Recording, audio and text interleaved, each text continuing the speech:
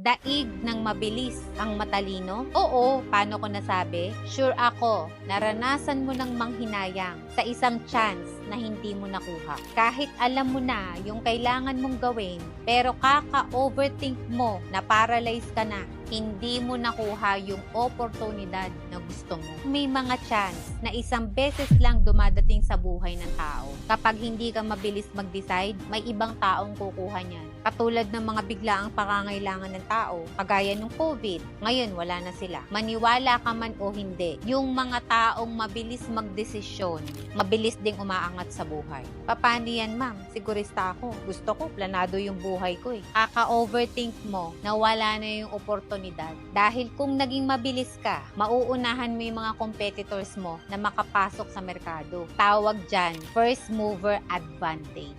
Yung mga plano mo, aksyonan mo agad dahil